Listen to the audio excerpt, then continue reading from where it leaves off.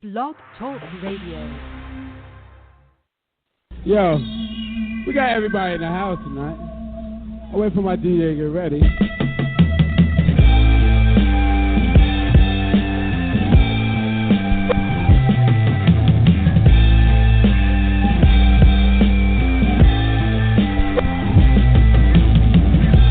Boys and girls. Through the streets of Rage City, corruption is second nature. Safety compromised, gang violence and growing danger. Group of vigilantes flip the script and rip the page. Better protect your neck, here comes the PUNXofRAGE!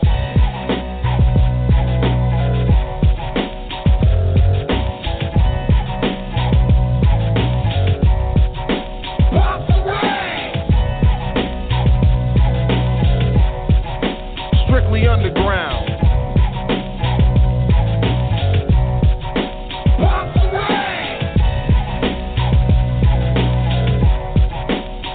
Underground.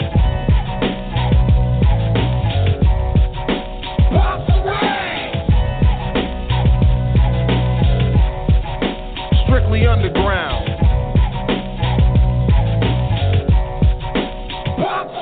For us justice ain't given, so the punks are here to take it. Defend and protect the weak, avenge all those who didn't make it. Never turn the other cheek when facing the opposition. The only other cheek we turn is yours after a fist collision. Our mission in combat to break arms, necks, and spines. It's okay to couple joints, shoot, we on the front line. Serious reaction, Prodigy and designer. The jawbreakers, Dodgers, it's headbangers honor.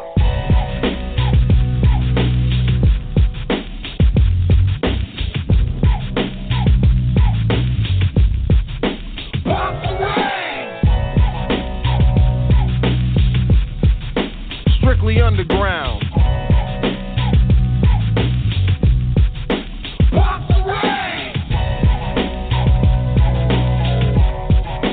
Strictly underground.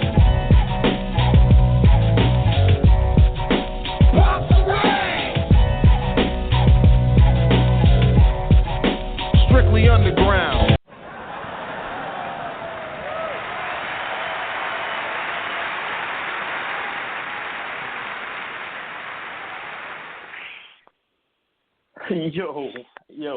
Yo, Mike, check 1 2 1 2.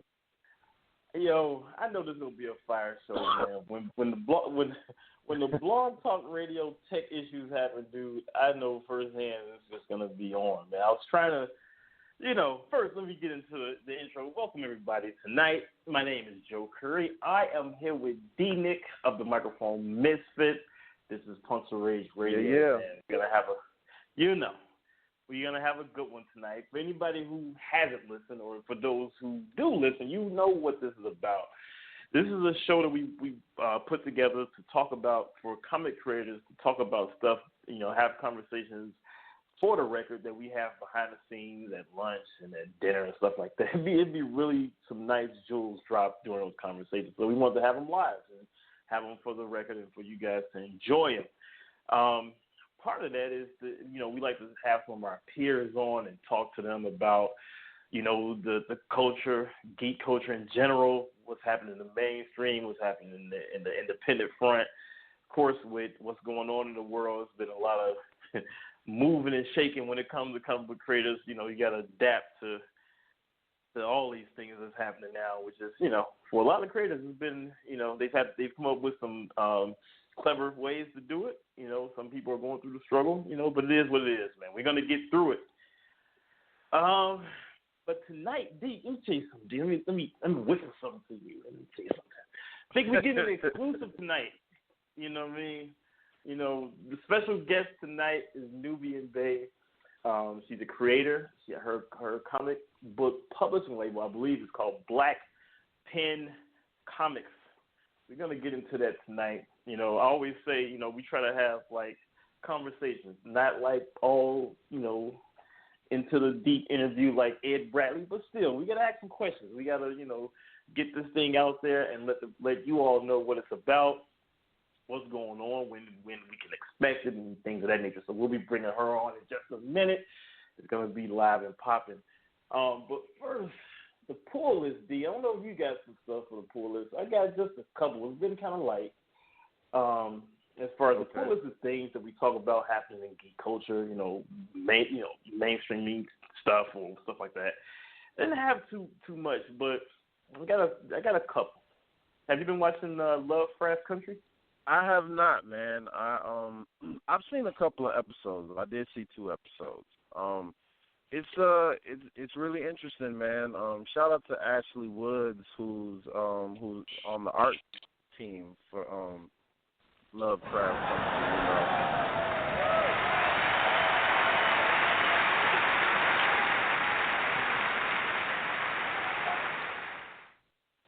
It was her birthday the other day. Happy birthday, Ash. Yeah. One of our friends who worked on the joint. I've watched it all up until I think the finale is this upcoming Sunday. It's been a hell of a ride. Mm-hmm. I've enjoyed it. It was some moments where I was trying to figure out what was going on. I think you hear the chatter amongst folks, and some people they really get it, they understand everything, and some people are like, I don't know what's going on. What's happening, and it took me a moment. Like the first couple episodes were relatively kind of straightforward, and then the other episodes I was like, I don't know. For those who haven't seen it, I won't spoil it, but it's worth giving a look. It's on HBO Max, I believe. So that was that. And then as far as the culture, I had only one other thing, and then we go bring our special guest on, and I'm gonna go into drop into my Ed Bradley bag, but. What's your thoughts? Oh yeah, I'm ready. I'm finna Vlad TV this one without the messiness. Am I gonna let you take? Because I got a couple questions. I'm gonna let you go ahead and take the reins of it, and I'll throw my 3 cents in, about it. But so one of the biggest things in the indie world is like we do crowdfundings, right? Like a lot of independents get their break, get their money, get whatever they need through crowdfunding. It's become a heavily used resource in the world of indie comics and indie publishing.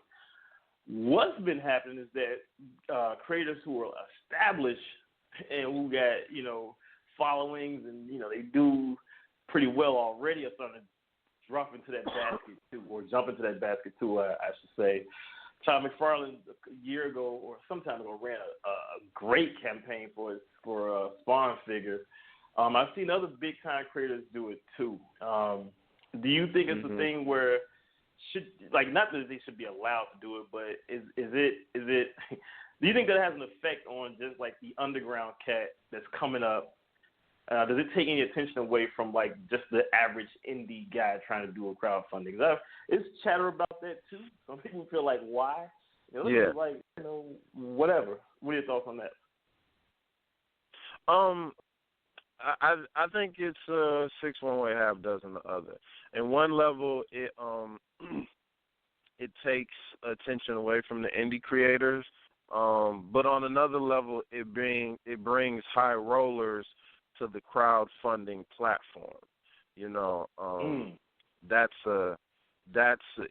So it's really all in how you utilize the optics. Obviously the mainstream, the mainstream guys have more access to social capital, so their crowdfunding, will undoubtedly be more lucrative. You know what I'm saying, and all of that. But right. If you're fortunate or you work hard enough to kind of really utilize and pick the tricks, there's a window for you where it could benefit you. Because it's not like a lot of that stuff falls on you anyway. Your network, your fan base.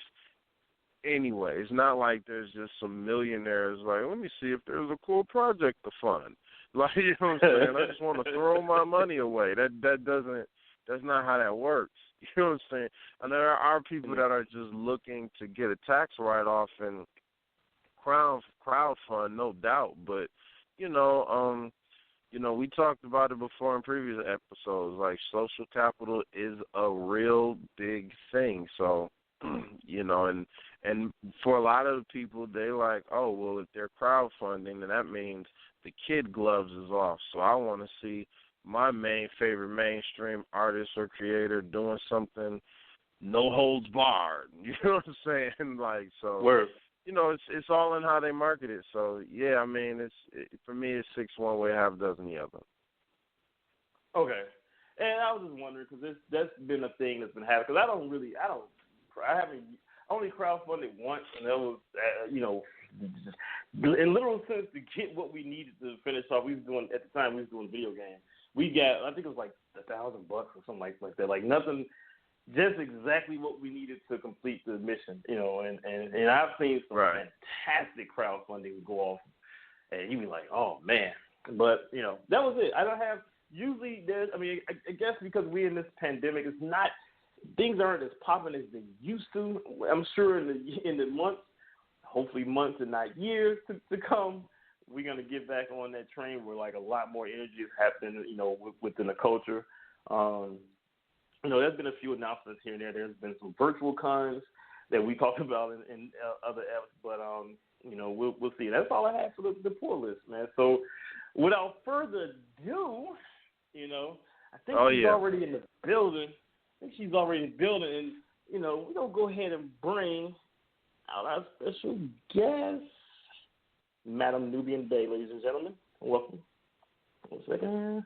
Mic check, mic check. Hey, y'all. Mic check. Yeah. We hear you, Flip. Check the mic. Check the mic. Check the mic.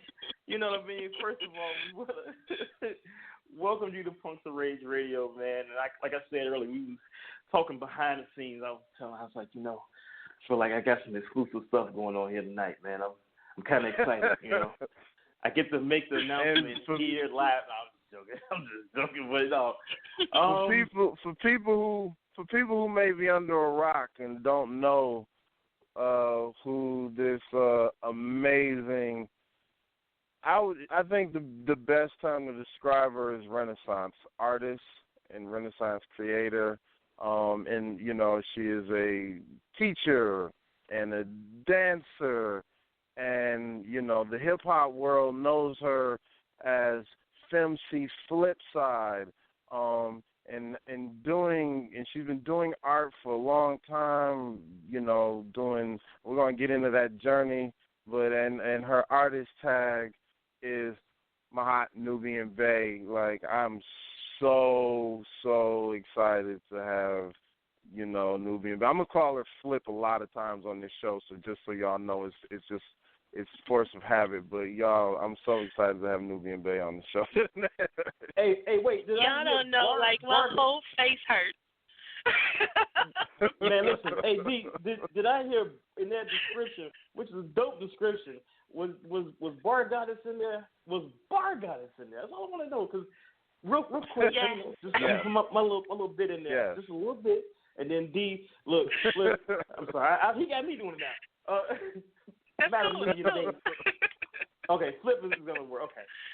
D is going to handle it. Cool. He's going to be talking to you more or less. But I just had to get that in there. Shout out, man, for the tracks. The Microphone Misfits, you got a volume. They got Escape from Babylon's volumes 1, 2, 3, and 4. And I illed out. I told D behind the scenes, no joke. It's all serious. The joint, I had to go look. Who I'm Not. I think that's on volume 3. Snapped off. That's on volume 4. And that's it. That's all. And then VMPA on volume 4. So that's it. That's all I want to say about that. Y'all, whoever's listening, go check out the Microphone Misfits catalog. Period. Go to your Spotify or your Apple iTunes and get at a listen. So that was it.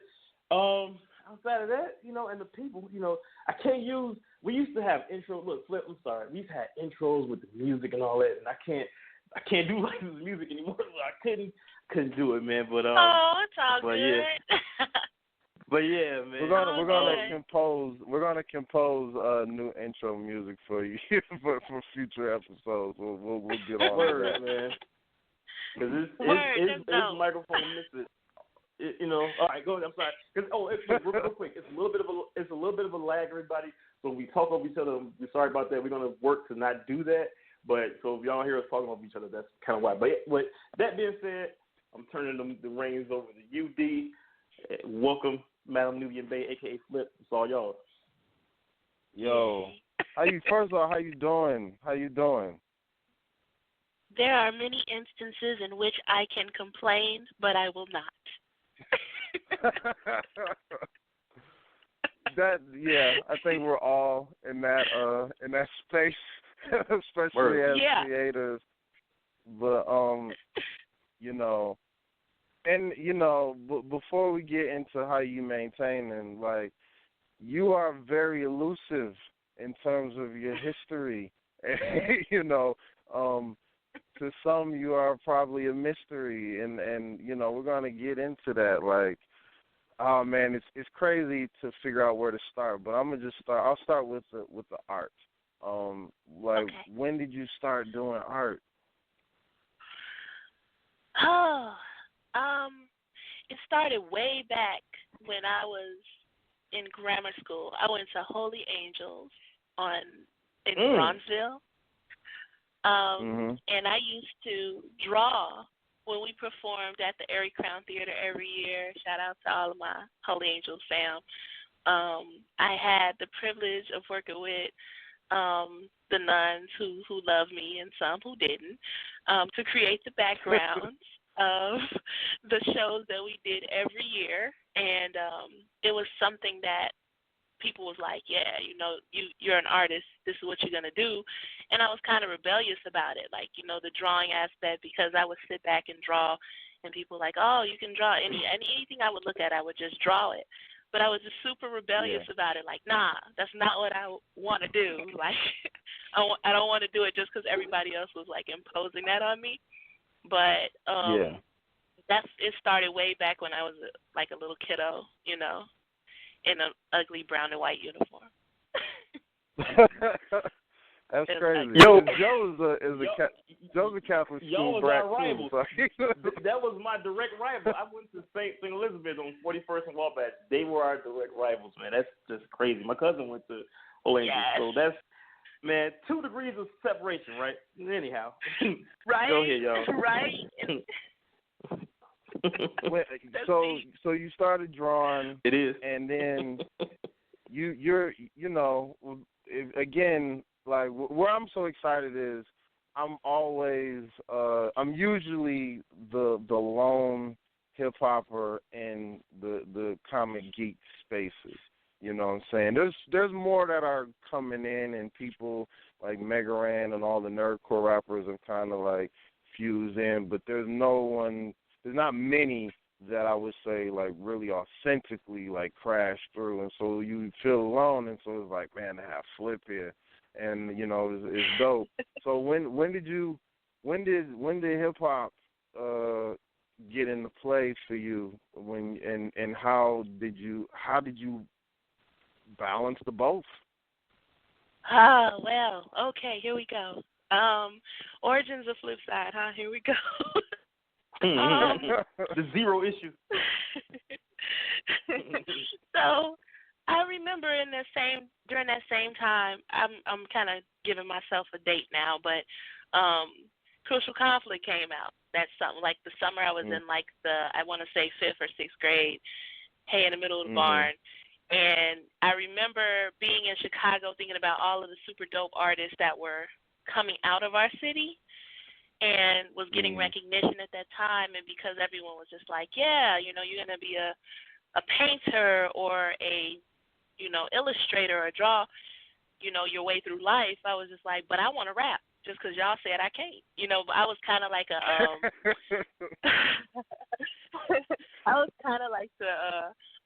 I'm proud of it now, like, because, to be a blurred is like, what?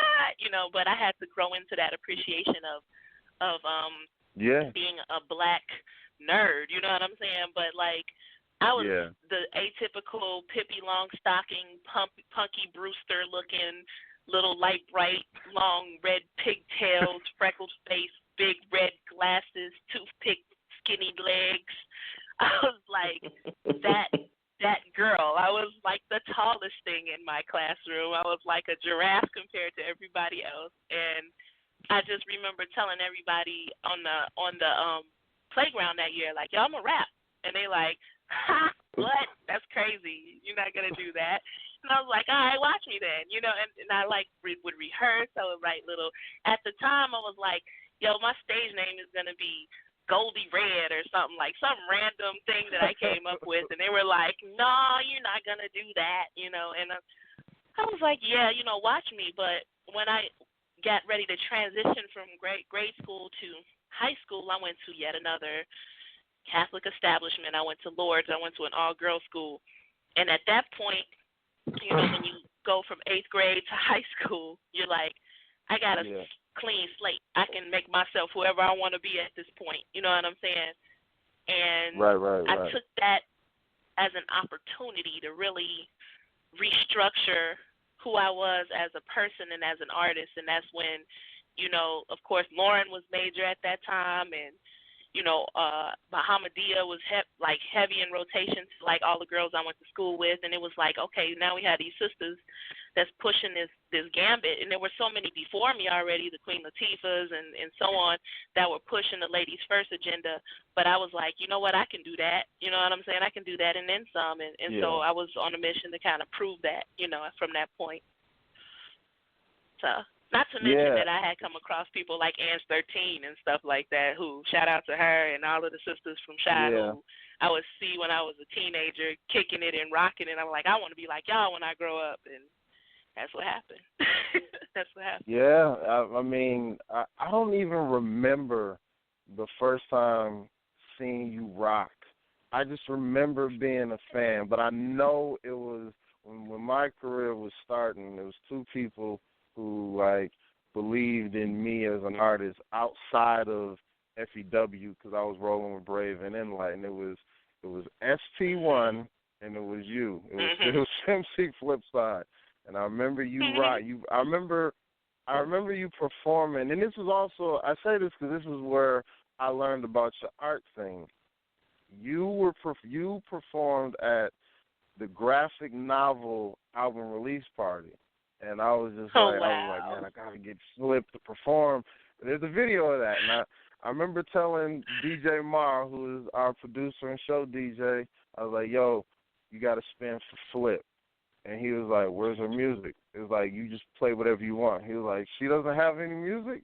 She just rocks whatever you play. He was like, really? And, you know, so you got up there, you killed it, just utterly destroyed it. That video is on YouTube. And, you know, you left early because you was like, I got to go do an art show. I think it was in Atlanta or something. You know, you had to go do an art show. And, and so you bounced out. And I was excited.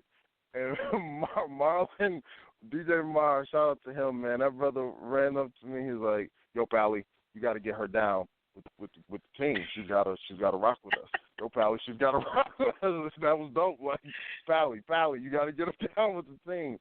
And I was like, dang, she's an artist too, like a visual artist. But it wasn't known. Like, when you were building your name as Femcee Flipside, did you feel like you had to hide it, or was it just it was eclipsed, or how did the dual multidisciplines work for you?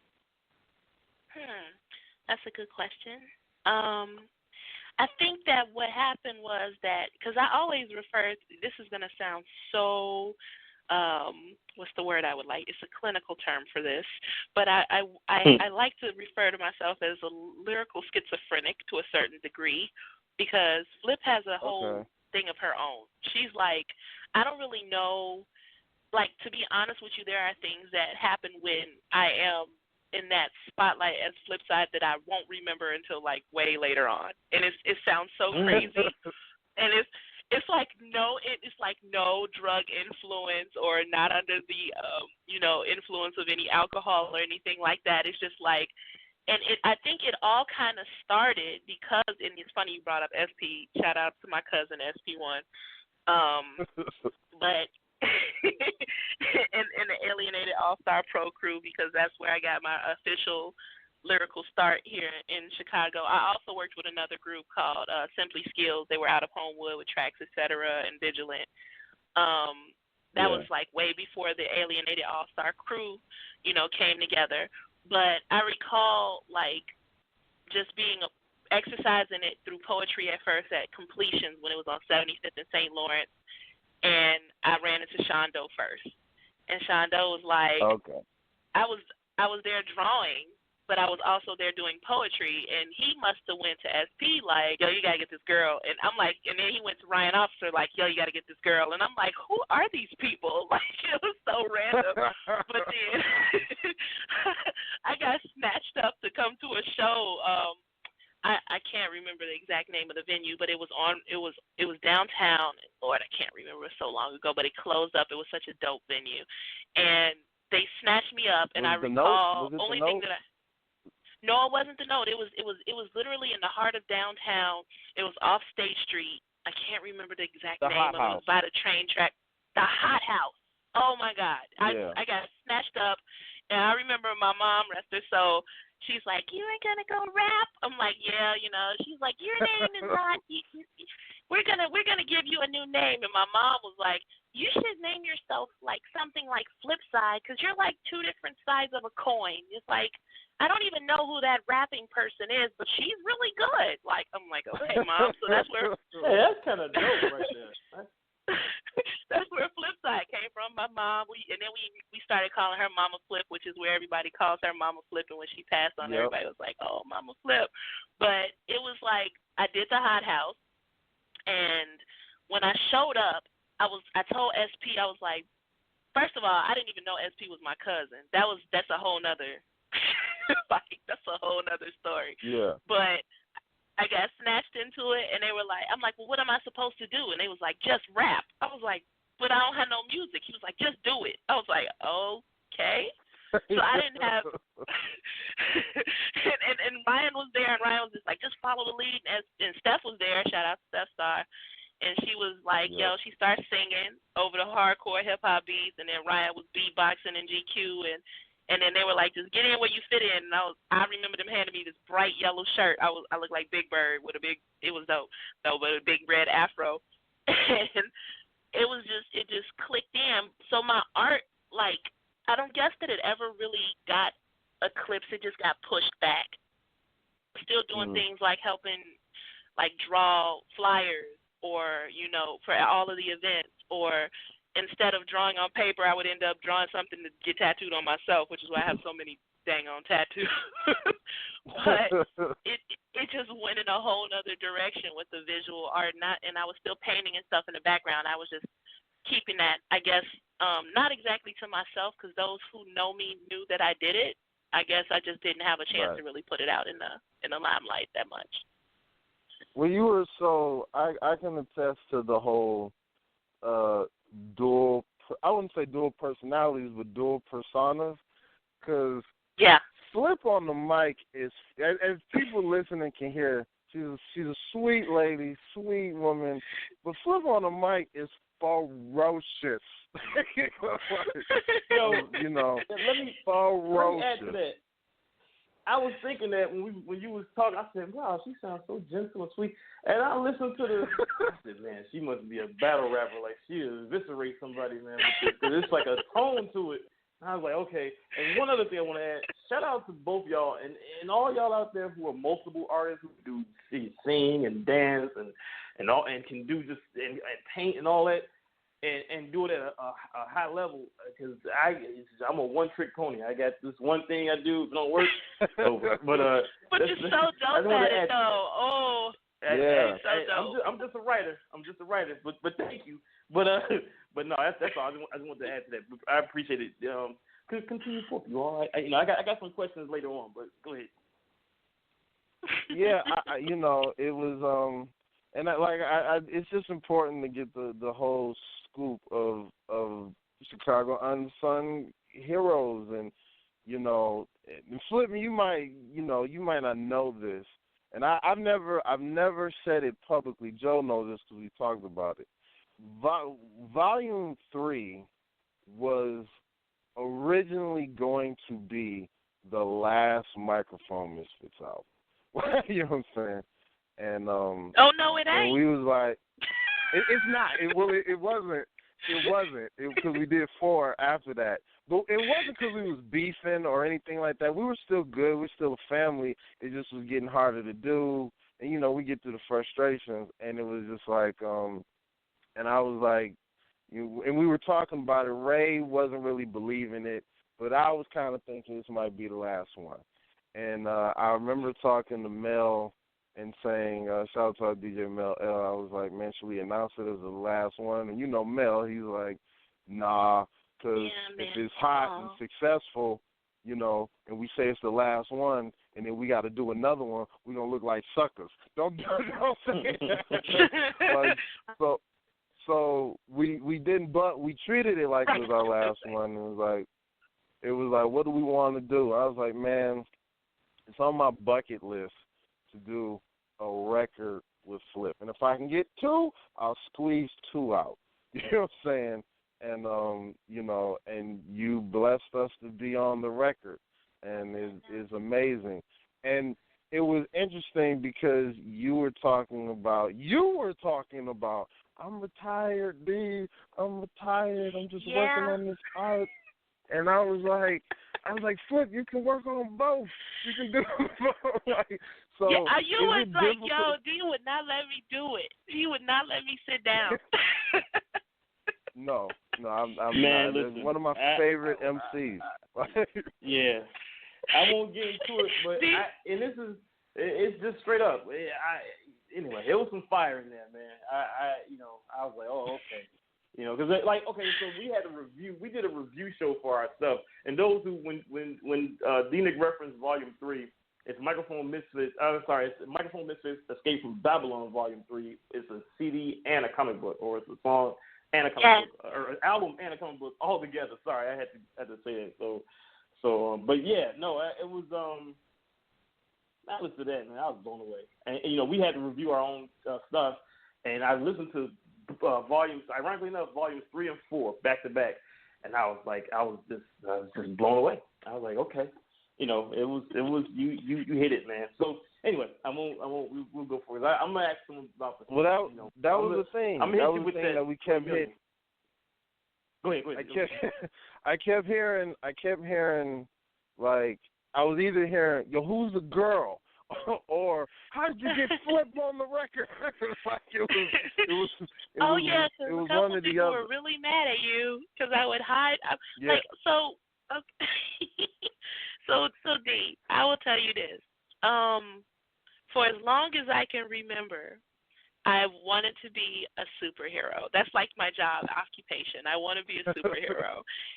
And I think that this starts even way back. I think that's probably why I started rhyming, because I felt like, I was going out at night to start to really legit fight some crime, lyrically massacre. I can relate. What I'm saying? I felt that way. I really, because I got to be normal during the day, and but then one time I was in Kmart or something, and this one dude, I'm literally buying drawers, and this dude walks up yo, I saw you on Channel 19. Can you rap? I'm like, dude, I'm trying to buy a bra. Come on, man. It was really strange.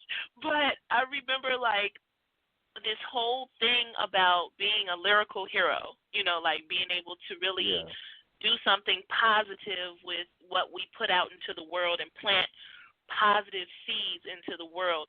And when I came across you, this is one of the major reasons why Microphone Misfits is one of my favorite Chicago groups. You guys are so awesome to me because you guys embody that whole lyrical hero steez, and then to have it paired with this intricate and interwoven comical world, it's just whoa, that's insane to me. And I saw such inspiration in that, because there were not, for one thing, being a MC of color, and then being a female MC, and then wanting to make a change in the world in some way, and then coming across those who are doing all of those things and putting it out in the artistic, in multiple artistic platforms for the world to see, and then encouraging the babies. The babies need that. I remember, I was telling you, D, I'm going to retire, because 2014 was a rough year. I lost Mom That was like March 6th, and then Ade was born April 8th, and it was like 2 ships passing in the night, and then it was like, how am I going to be an MC now? Like, how am I going to do art now? And I thought to myself, like, well, that's going to be it for now with Flipside, like, that's the end chapter. But D-Nick was like, nah, bro, you're going to have to do something else. You need to come on, bring the baby. I was at where's that? Culture Connection, rapping with her on my back, right. and SP was like, "Nah, you can't do nothing, but you gotta keep rhyming. That's who you are, and you gotta do art because that's who you are." Because I had sunk into this literal depression with not being able to create something artistic to put into the world, and you don't realize it until you stop. That becomes such an integral part of who you are when you build with so many different entities and people and great minds on a consistent basis, and when you don't get a chance to do that, you're just kind of like, I'm thirsty.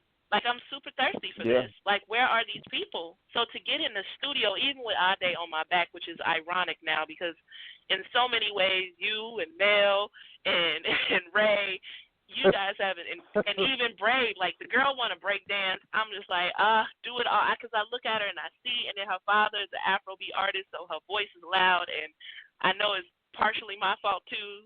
So, but I see it in her and in us kids, and I think to myself, like, when you start out as an artist and you come into the world as an artist and you push yourself as that superhero and you really want to do good no matter what through your craft, then you are forever a superhero, and superheroes can't retire, you know.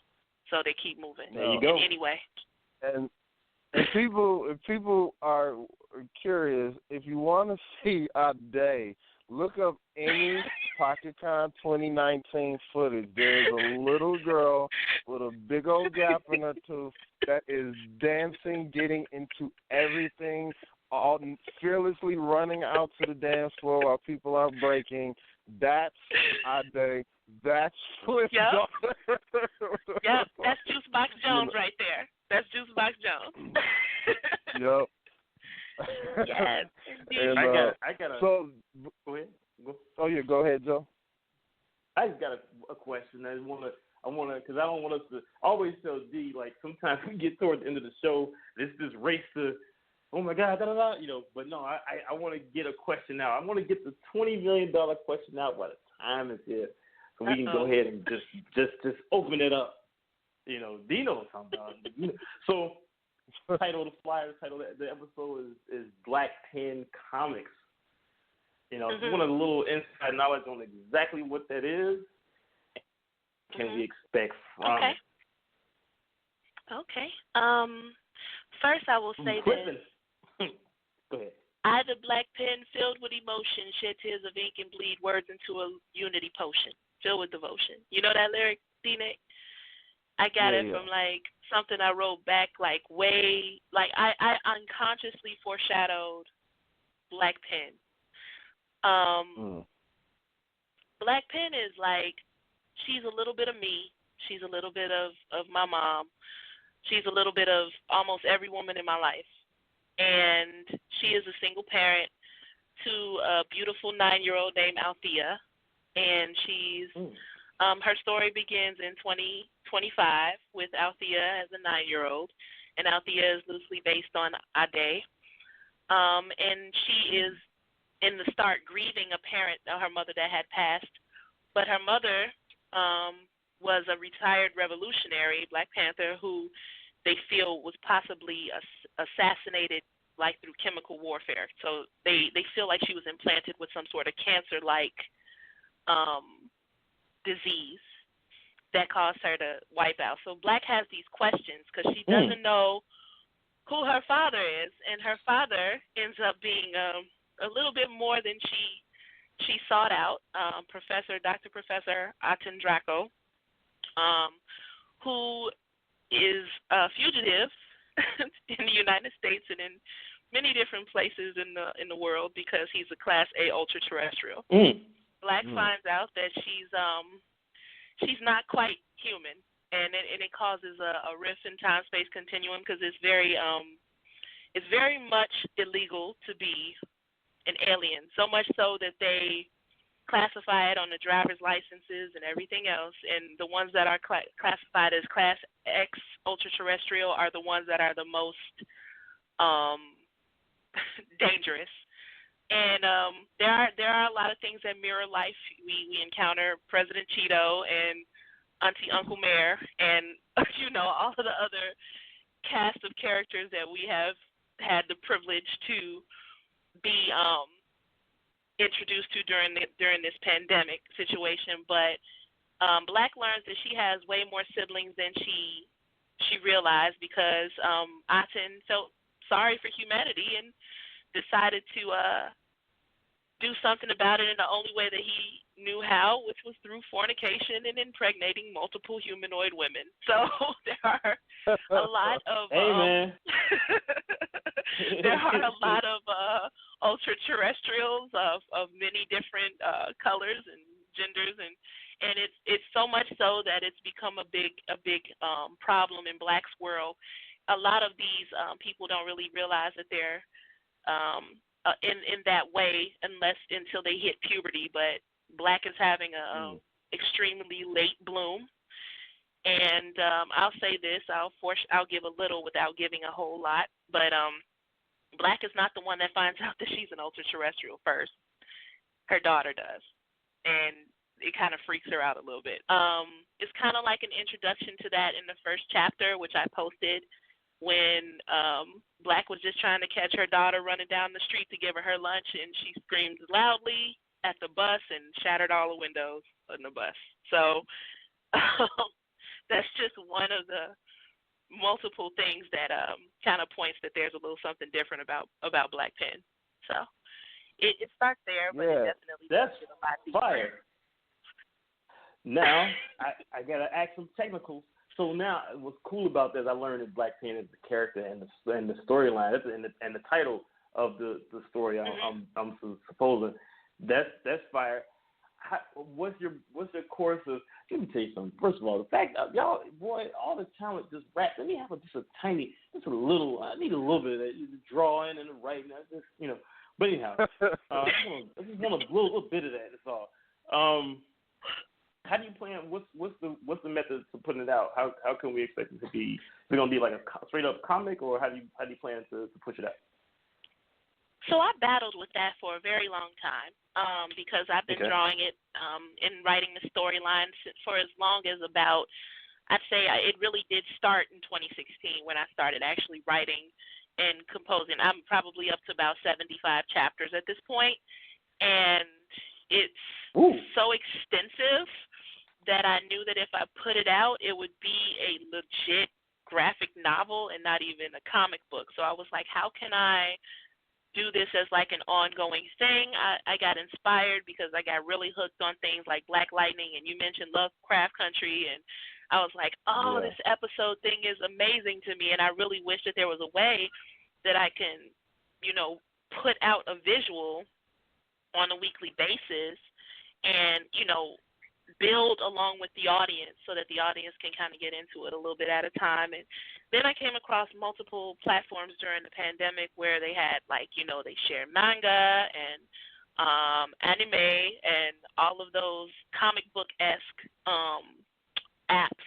And I really gravitated towards Webtoon. I was like, Webtoon is really dope because they had all of these different indie creators, and they were able to put out a chapter every week, and they put it out like a schedule, like, YouTubers, they have a schedule, people who have Patreon and all of this stuff, they have schedules. So it's like the creators have an opportunity to put it out, 1 week at a time, and on Fridays at this time I'm going to release another chapter, and people were really hanging on to their every word. There's one that I came across, I can't remember off the top, but I remember getting into reading it at the beginning of the pandemic, and I was hooked. I was like, I need to really be present when she puts out her next, episode, and each chapter was like an episode. And I thought that would have been, this is the ideal, I think, way to put it out there first, and then if people who are like me, who still appreciate the feel of book pages between their fingertips and the smell of the ink and the visual of the colors and stuff on a page, then I will, at the end of it all, put it out in book form as well. But I had already been published a couple of times this year on other people's projects. I'm also the creator, the illustrator behind Melanated Tarot. I'm also the illustrator behind Magical Woman. And there's a couple of other books that I was able to illustrate. So I was like, I've been on Pages, so let's see if we can try the internet platform first and see what happens with my independent project. Okay. All right. So, well, that's ill. Well, go ahead, D. Then I got just real quick, and then go for it, Joe. I want you, D. The webtoons, just so how? Okay. Two questions. Where can people find the webtoon site? And then, has it launched yet, or do you have a date that you want to launch? So I've actually put chapter 1 out on Webtoon already. You can find it on desktop, platform. You can also get it as an app. There you can download it as an app. I think it's easier because I actually pressed publish on chapter 1 today. And I plan on pressing publish again probably on Sunday for chapters 2 and 3. And after that, I'll be pressing publish once a week, probably most likely on Fridays at my favorite 3:33 p.m. And ongoing chapters will go on from there at that time on Fridays. Word. Y'all heard it there. BlaquePen, go to Webtoons, get the app, or do it on your desktop, and then find the BlaquePen comics and follow this series along. I'm gonna follow along. As soon as we finish this, I'm gonna go and check out that first chapter. I'll send you guys the link. Getting on that.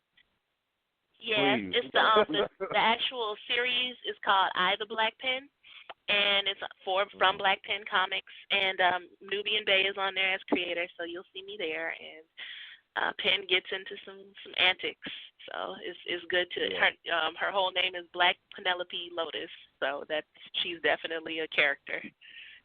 That's cool. I didn't know that, and that's dope. Caller, I see you. Give me a moment, and we're gonna go ahead and go to you and bring you on. D, you had some more. Oh yeah, I just wanted to say that Nubian Bay is also a character in Escape from Babylon series. And I was like, Flips writes. That's right. I was like, Flips writes his name is so dope. And I was like, and it's not as gaudy as my righteousness. Like, my roster name is I and I Soul Fighter, and that's really gaudy. You know what I'm saying? But it was given to me, so I can't take it away. Yeah, it's a very gaudy name. It's just like, the Dread. It was a Dread in New York. Big up to Ralph Alexander, and he was like, "You are a soul fighter." I and I Soul Fighter, and I was just like, "Word, I'll keep that." But no one's gonna call me that. But you know what I'm saying? But when I love that. I love that. Yeah. And Ray was like, "Man, can I be a light soul fighter?" I was like, "We be Bengu soul fighter." It's like, "Oh man, that's dope." Like no one's ever gonna call us that, Ray. It's just gonna be our righteous names. But I love Flip's righteous name, and I was like, man, and I had Joe knows as a creator, we got flack about they want more strong women in your thing. It was like, okay. And I draw from real experiences. I was like, I know I'm going to make this chick bad as hell. And our mutual friend, Daryl Spicy, has been pumping me to just be like, man, you need a Nubian Bay spin-off comic, man. People will eat that shit up, man. You need a Nubian Bay. Come on, man. I'm telling you, dude. This is what we need to do. Like, that's actually how he talks. He's going to get mad and be like, I don't talk like that, man. That's not how I sound. Yeah, But I actually forgot about that. Thank you. Of course, it's your grace. But I forgot. That's right. You were in the microphone mixes. You played a central part in them escaping. But I think that's so crazy. They made me like a superhero, and I felt so honored to be a part of it. I remember reading it when I got to the crib. Like, I was like low key, like as hard as I try to be on stage, like I'm really, really like sentimental as hell. Like, so I got home and I was just like, This is beautiful. That's what's up. And I know so you've been working. I remember when you said 2016. I was like, wow, it has been that long because you were doing. Yeah. I would see you at cons, and I'd be, and I would be like, how's the book coming? You'd be like, still working on it. And I used to be like, God damn, for how long is this book gonna be? But you have been working on that a long time. I want to give another part of that too because I kind of want to give a shout out to my niece. My niece is the head of a collective that I work with, and D-Nick had a chance to meet her, and the brothers did too. Mm-hmm. My little niece Chelsea, who's part of Rotten Tail Industries Chicago, she's like a multifaceted artist. I would like to say that I had some hand in that, but she really kind of pushed me into the whole like Comic-Con, anime, and even into the Walker Stalker Con zombie convention type stuff. We would do it all at the Rosemont Donnelly Convention Center. Yep. And I remember telling her, like, this is something that I've always wanted to do, but I never was able to do it because I was so busy juggling so many things. So when I got the chance to finally sit down, she was like, you should come. And I would go and I would see that there was a legit void of creators of color there at these conventions. And PocketCon resurrected itself, and then, of course, this past year we had things like WakandaCon and BlurredCon and all of the other stuff that popped up years later. But I remember, like, seeing it and thinking to myself, like, how am I going to reach this audience with the characters of color that I love to draw? Because I would sit for hours at these conventions and see characters and be sitting there like I like Marcus the Visual. He's a really dope artist as well that I found on Instagram. But I would watch him do like Swaptober and flip the characters and make them black and all kind of other or artists or superheroes of color that were not originally of color. And I thought to myself, like, this is something that needs to happen more often than not. And Chelsea, my niece, she really pushed that by constantly making me draw, even if I didn't want. Like she'd be like, "Draw this," and I'm like, "I don't want to draw that." She'd draw it, and then when I would draw it, it's black. She's like, "Okay, that's cool, but draw it nice." So she was like, she was always telling me to draw, even if I didn't really want to. But she forced that, and because I was unable to really, with the limited space, like I'm telling you, the sister's been homeless and all kind of other stuff at some point during the last 6 years. So space was extremely limited, but it forced me to take my art into a more digital place, as opposed to having the canvas and the sketchbooks and everything scattered about because it wasn't always possible. And sometimes all that was there was a drawing tablet or, or a little program that was free or maybe Photoshop. So I'm like, I have to work with these. So I went to school for video game design and at Southern New Hampshire University, and I was like, I need to do this in a different way. So, I was like, how am I going to introduce BlaquePen? Because things are so different now. It's not like, I love the smell of a comic book store, but everything is now digital, and with this pandemic, it's like we don't even have access to the things that we appreciate on a common level anymore. We can't go into a brick and mortar store. We can't. You know what I'm saying, comfortably without seeing people. Like, I look, in March, when I saw two women throwing toilet paper at each other in the middle of Target, I was done. I was like, look, we're not doing this. You know what I'm saying? It was a whole other energy.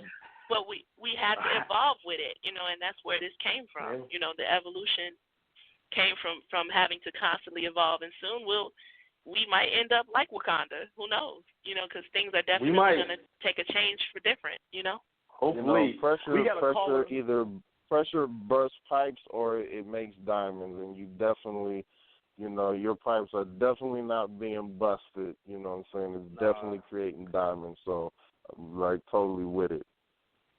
Man, the adaptability, man. D had a statement that I hold to this day, but got a caller who's been waiting patiently. Let me see what they want to add to the dialogue we got going. Let's see. Give me 1 second, you all. Caller, you on live. PUNXofRAGE Radio with Joe Currie and D-Nick. You got Nubian Bay. you'd like to add to the conversation? Got questions? No doubt, no doubt. No question. I just want to say peace to the PUNXofRAGE. I want to say peace to two of my absolutely favorite people, D-Nick, the microphone misfit, and Nubian Bay. This is your friendly neighborhood sensei of soul. Just want to congratulate you on your artistic journey and this next chapter and this unfolding and this and the revelation of who this character BlaquePen is. I'm looking forward to learning about that. Definitely want to just congratulate you. Like when you were speaking about your early forays into the Chicago hip hop scene, like a lot of those moments you were speaking to, I remember being there. So it's just dope to see you celebrated in this way today and keep it up in terms of the art and the progress. You could have made Word me up, cry. man. Word up. Thank you for that, man. Thank you. Bless you. Thank you. Oh, my heart's so full. Thank you. I appreciate it, man. Oh, you guys played that on me, didn't you? I did not. You know, Sensei listens to the show sometimes, and he was like, "Let me check it out," and I was, I was pumped about it. I was like, man, I kept telling people, I was like, man, I'm finna Vlad this shit without all the messy. I'm finna get in the flip story. Well, you gotta ask the questions, man. We there's some more questions. You wanna listen in? Sensei, I'm gonna put you on the for a second. You can stay in right here, or if you log off, that's fine. But I got a couple more questions. We got some more for Vlad to do. Thank you, Sensei, calling in. But yeah, Thank that you, was dope, Sensei. man.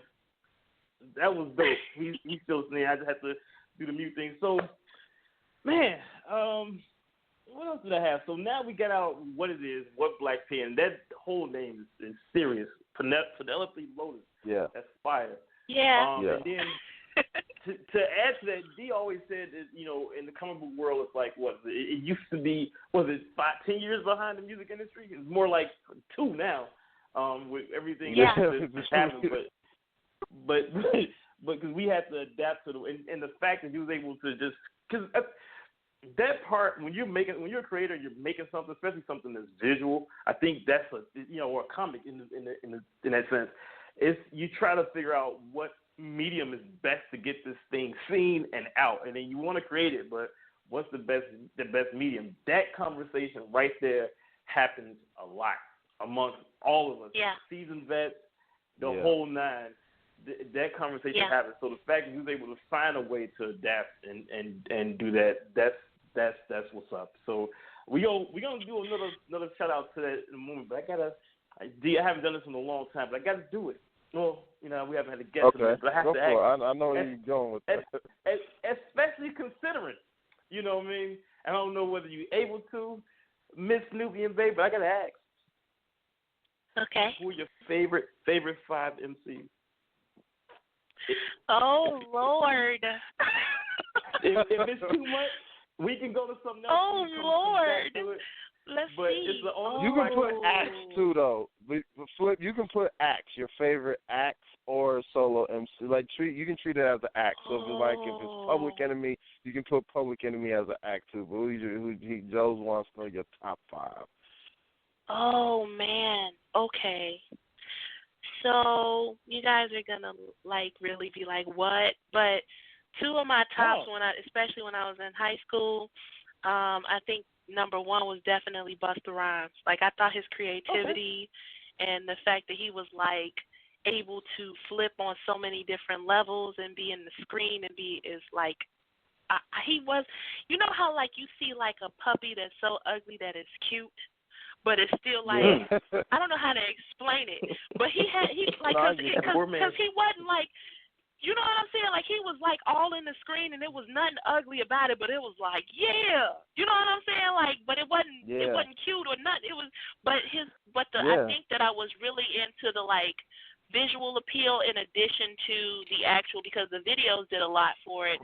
And when you see the visuals, it of course I could see the music. So it's funny I said that because BlaquePen's stage name is Synesthesia Hoodrich, which is actually being able to visually see sound waves.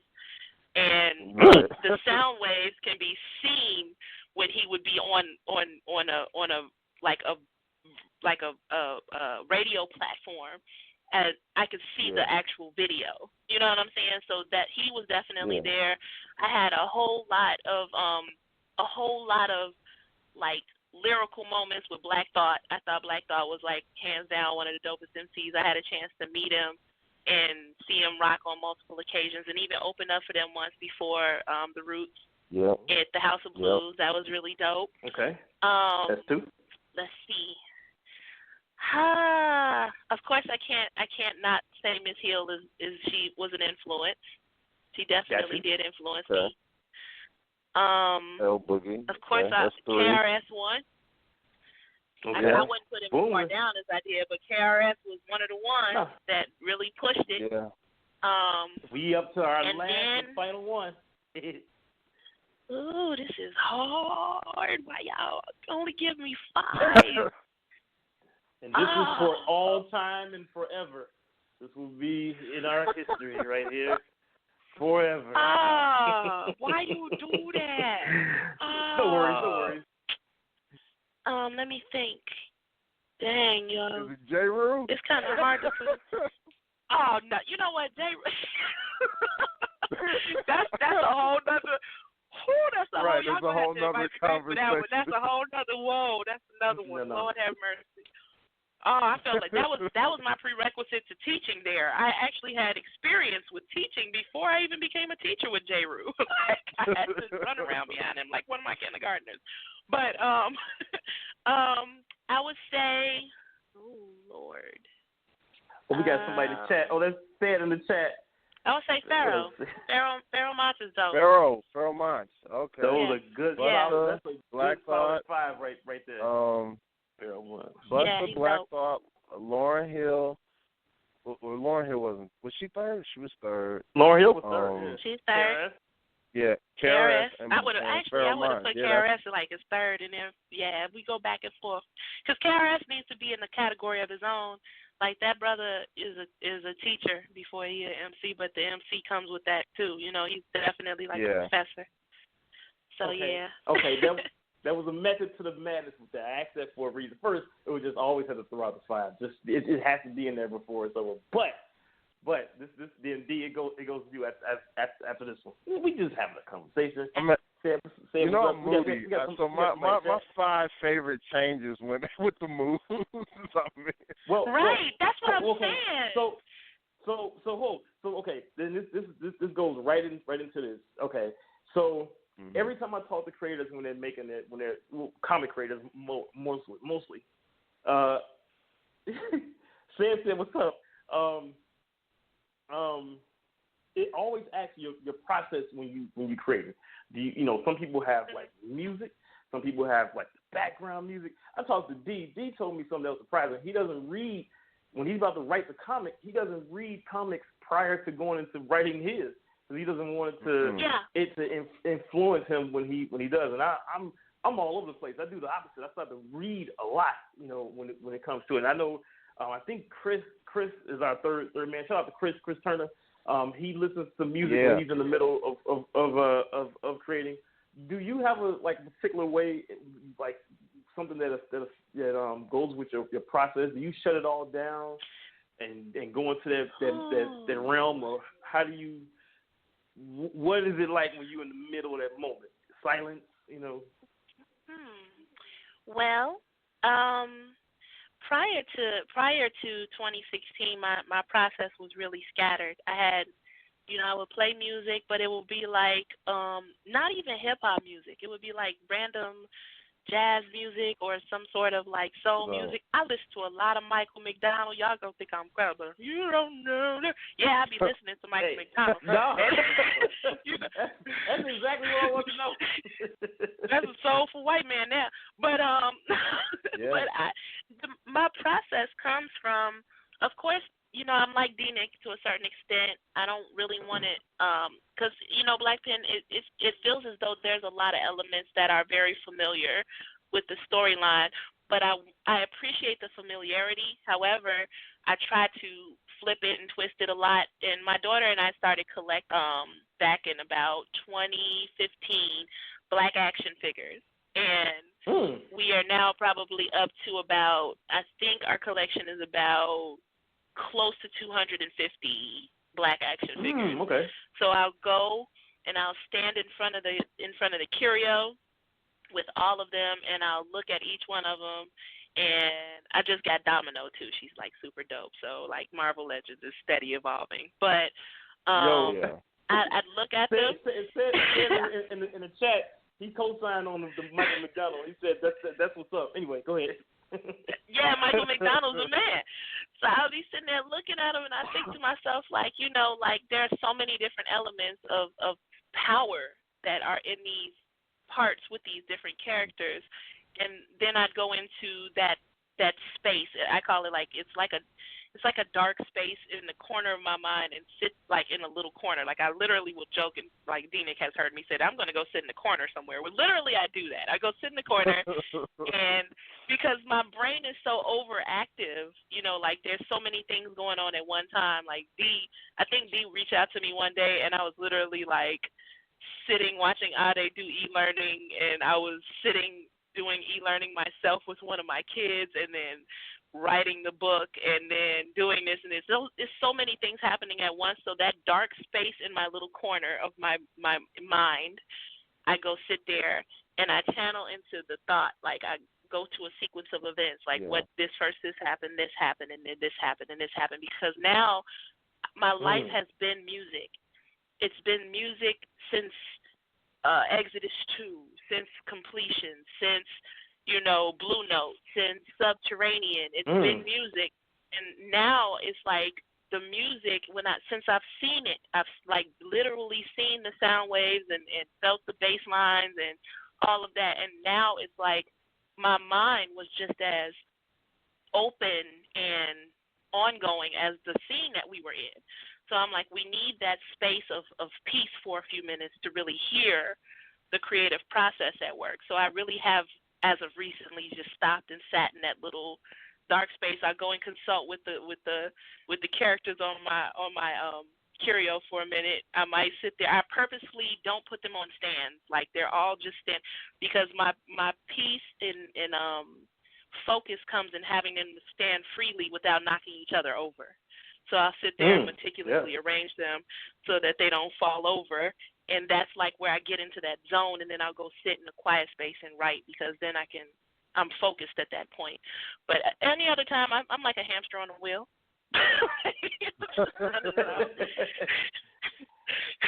But that's a legit. That's a legit, because sometimes I don't think artists are even aware that it like for me it's weird. I need a lot of noise. And then I go into that. It's noise is all like back anything. Some music usually, and then I get into that mode, and then boom, it goes. I always ask that because it's something that we don't talk. We never talk about that to other folks. Like we don't ever. So that's what's up. Like that's definitely said. That's he said. Word up to the process. What's your website? He's asking. I don't have a website yet. I have a couple of Instagrams though. I have Blurred Mama Probs on Instagram, and I have BlaquePen Comics on Instagram, and then of course I have the Facebook situations. I got a couple of Facebook situations. My Nubian Bay one, I gotta start deleting folk because I can't even add nobody else. but the website is in the process. It will be BlaquePen.me. And that will be launched next week. It's an introspective website, but really I kind of speak. I want to break that fourth wall with BlaquePen. So she talks a lot directly to the audience. So a lot of the time she might even talk about me. Like she actually said in this past, and I'm talking as though that's crazy, but she actually said my creator's been going through it a little bit. So please forgive her. She's only human. I mean, there's a lot of parallels with the character and you as someone who knows you personally. There's a lot of parallels with the character, and it's always that gives it weight to I don't eat meat, but it gives it meat. You know what I'm saying? Well, that's another when reason you why it put took so long, D. self into it. That's why Yeah. it took so long. Because it's like literally sitting there and drawing, like the first chapter, I actually drew I used my mom as a prototype for BlaquePen's mom, because I had a whole bunch of pictures of her from the 70s with a big afro and all that stuff. And when I was sitting there drawing these moments and drawing these things, I really had a moment to really think about all of the stuff that happened that I didn't pay attention to when I was in the thick of it. And I'm like, man, and that's what, it was hard. It was really hard to confront myself and what was going on at that point, and then putting it in a as though it's coming through somebody else's vessel is kind of a strange thing too. So there was a lot of grappling back and forth with myself and the pages for that reason. It was releasing toxins. That's what it was. It was definitely letting go of some of the things that have occurred and putting them out there and being vulnerable for a minute, because Flip was never vulnerable. And that's why you said I was elusive, because a lot of people didn't know. Like there are people to this day who don't even know my real name. But it's like there are times when it needs to be put out there in a sensitive way, and let the world see it in from a different perspective. Yeah. That's dope. I have a question. It's more of it's a foreshadowing future question, and it's something that me and Joe and Chris have been always on the scene to try to figure out. And you are the perfect sleeper agent to find this out for us.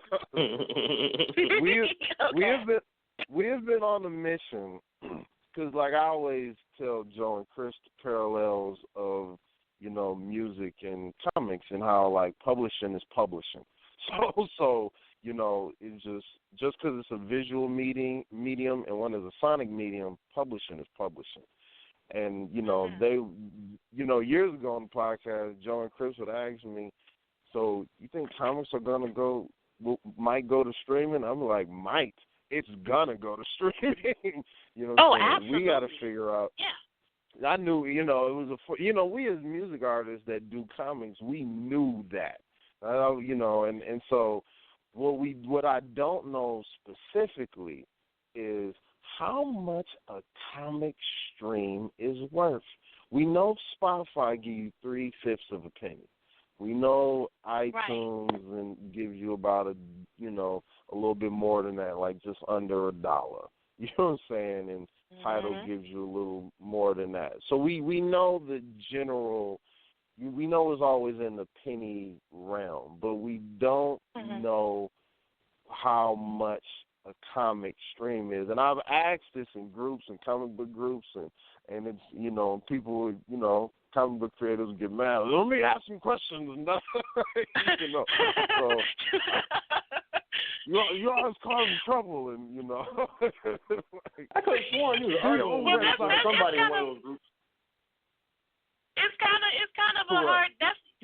So peep this, right? Because I've been trying to figure that out too. Like, because legit, like, I think that's another reason why I gravitated towards the platform that I chose, because there was one that I was actually reading, and they actually had a soundtrack to it. So as you're reading it, you can hear the soundtrack in the background that goes with certain scenes in the particular. It was amazing, and I was like, that's crazy. Nice. But I realized that it's like monetization based on things like that are monetization based on views. It's kind of like, when you're on there, everything on YouTube is like a viewer platform where the more viewers you get, the more income you get, the more streams you get, the more this, the more that. And I realized that there is definitely some sort of combination that needs to be put in place in order for it to flow effortlessly into the pocketbook.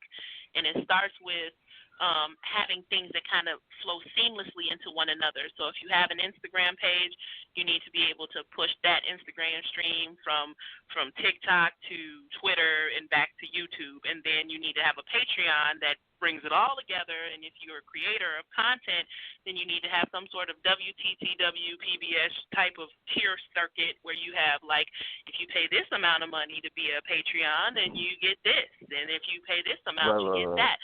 All kind of like works in tandem. And if you're able to kind of like make it work in that way, then it you can make money in your sleep. But how do you get to that point? And then how do you begin, like you said, to even consciously stream a comic book, something that's known for being such a visual thing from the jump? Like I said, people automatically, I mean, I remember being a kid and my dad had like the big Rubbermaid bins full of garbage, like the garbage can thing full of comic books, and I remember the way that it smelled and touching the pages. And even now I have a comic book collection that, you know, I can't really visualize what it would be like to put it on a streaming, you know, platform. But then at the same time, it was so effortless to do that. So how do you go about doing that? From what I'm learning from Webtoons is that it's all about the views. The more views you get, the more like followers you get. Like, I didn't even know you can make money on Instagram. Like, if you have so many Instagram followers, then they start to pay you. But it all comes with sponsorships and stuff like that, too. So it's really about how much attention you can get pulled to yourself and how much you can, you know, filter that money back into sponsors' pockets. And then essentially you end up being like, because I always wonder, like, how do the YouTubers who are millionaires and stuff, like, how do they sleep at night? Do they sleep good, or do they stay up all night thinking about what's the next video to stay on? You know what I'm saying? Like, because I know I didn't. Well, I recently learned that with YouTube and a lot of the different, and even the social media platforms, like the likes are important. You know, because in that long diatribe of terms and agreements, when you click like on a video, that's actually a confirmation of you can sell my data and web cookies. So YouTube, the more likes you have on YouTube, is the more they'll put your video on the like they'll put your video in the higher search algorithms. You know, and in certain platforms, you know, depending on the platform, but like the comments are worth more, because it's all about engagement, but comments are worth more than, or at least equal to likes. But on YouTube specifically, your likes are worth way more than comments. You know, if you have 10,000 views and, you know, only like 50 likes, they'll bury your video, you know what I'm saying, and not put it out there, because that's for them they make their big money on on selling your information, and if you don't click like, that's you don't confirm that you can sell my information, you know. So like that's what that is. Facebook, I think the likes and the comments are pretty even. Maybe comments are way a little bit more than likes. Twitter, I think it's all about comments, you know, and Instagram likes are more valued than, you know, or I don't know about TikTok, but I know Instagram likes are more valued than comments and stuff. So it's a weird thing. Yeah, because I mean, well, the advantage that I kind of have, and I know, you know, D-Nick, you got this advantage. I don't know, Joe, I don't know if you got shorties, but my advantage is Ade. She's safe, and she gets to telling me about stuff, and I'm looking at her. She's like share, subscribe, because in her head she's already a YouTuber. Like every day is a channel for her. Yeah. Like there don't have to be no camera. There don't got to be no camera. She's like, what's up, everybody? My name is Ade. Light years ahead, man. Oh man. Oh my God! Yeah. And she's so, and it's like her script is so, like, yo, you would think she was in a studio recording this and constantly rehearsing these things. It's like perfect, but she's like, share, subscribe, and she kind of engraved that into my head that that's what it takes to move anything in the digital world right now: the likes, the shares, the subscribes, the sponsorships, you know, and being able to move an audience. That's why, oh my God, most of my kids were going crazy when Trump was trying to take the TikTok, because it was like, what? No, what am I going to air dance to now? So it was just like, you know, so it's kind of like one of those things where if we are going to be on we have to kind of go into that Afrofuturism style of digital blurred type, and move forward into the future in a digital way in order to maintain the integrity of the culture, Yo, it's what it is now. You find out what a stream is worth. When you find out what a stream is worth, you let me know. We will definitely. Oh, I'm on it. Yeah, so we're gonna give it to the people here. So thank you. Talk about all you comic creators that man. was getting on me. Now I got an agent in there. So now what? There you go. Right. And then I remember that it was an argument somewhere. I remember about that. But anyhow, we won't even end on that. We're gonna end on that note. We're gonna end on the positive force right there. Check this out, man. It's already that time. 90 minutes is already breezed through. Can y'all believe it, man? It's time to say goodbye. Yeah. Oh, we gotta have you back, man. So that takes care of that. We're gonna have you back, but I always say in closing, we got a few likes here and there. We got our chat popping. Okay, I think we got an Instagram follower too going on. So that's what's up. So thank you, Madam Flipside, aka Nubian Bay, for coming down and joining us, man. This was fun. Good energy, good spirit, and I tell D all the time, this whole situation is that we all in the same boat. We all learning from each other. We all gathering knowledge from each other. It's one of those things, man. And these type of conversations, especially these, are some of the best ones to have and recorded for all time. Especially your favorite five. That's going to be recorded for history, and then it's going to be locked in there forever. You're never changing that. I'm joking. No. But yeah, so I'm joking. But we got to sign off, man. It's been great, man. So we always do our sign off. Flip, thank you so much. Everybody, remember to stream infinitely, eternally, Nubian so Bay. very grateful. Yeah, thank you. Thank you. Go ahead. I'm sorry. So we're going to be streaming. No, it's cool. We're going to be streaming, BlaquePen, on Webtoons. We're going to be looking up. We're going to be sharing it, and everybody do that. Support this sister and her journey, and her story. Is locked in the archives. So definitely support, and we'll be supporting. Word up, man. Really you start off? Eternally grateful to y'all. Thank you. Thank you. No, saying thank you. Yo, and Stan said that's what's up. I got a few likes here and there, some chat I gotta go look into once this is done to see what's happening. People dug it, man. So this was a great night, man, for indie comics and the whole indie verse. So D, start us off with the outro. You can check us out. You can find all our social media for the Microphone Misfits on our website, themicrophonemisfits.com.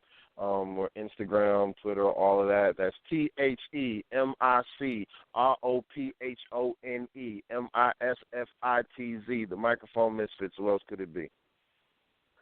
For Joe Currie, PUNXofRAGE everything. Right? With the infinite power behind it. But for Joe Currie, it's PUNXofRAGE, PUNXofRAGE. That's everything. PUNXofRAGE.com. And then Chris Turner, so McClock, Dalexes, DIALEXCES. And then our guest of honor, the one and only Madam Nubian Bay. Please let the people know where they can find you. Well, you guys know you can first and foremost find me on Facebook. All you got to do, I know people can't pronounce it, so all you got to do is just start typing HEMEN and hit people be like Heminita, Jiminita, or just put in my Aunt Nubian Bay and I'll come up. I'm there for sure. You'll see BlaquePen as my profile picture. Also, you can find me on Instagram under Blurred Mama Probs. That's BLERDMAMA PROBBZ. I apologize. So again, that's BLERDMAMA PROBZ. Or you can find me on our BlaquePen Instagram handle. That's Black BLAQUEPENN_comics with an X at the end on Instagram. And the website and all of that jazz is coming up. And you can find me on Webtoons under the BlaquePen. Thank you. Word up, man. Yo, the people are still they chatted me. They thought the interview was dope. So that's what's up. I'll let you know behind the scenes about what people were saying and everything. But thank you all. Thank you both. And with that being said, yo, we out of here, man. Everybody have a great night. Have a great weekend. Peace, everybody. Oh, say go. Oh, say go. The violators, knuckleheads, crumbs, and chain snatchers, terrorizing with numbers, attitude, and stature. Playing tough guys, but really chatty patties, picking on innocent women and children just like Gabby.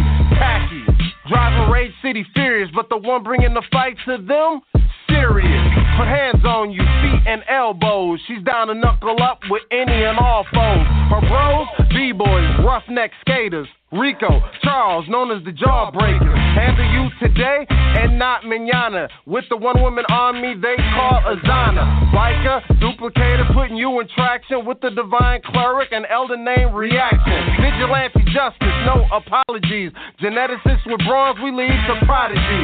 Speaking of brawn, this last hat's a massive titan. 3 bats, a hockey mask, and a knack for fighting. The Dodger, smash your head and rib cage. Violators beware, they are the punks of rage.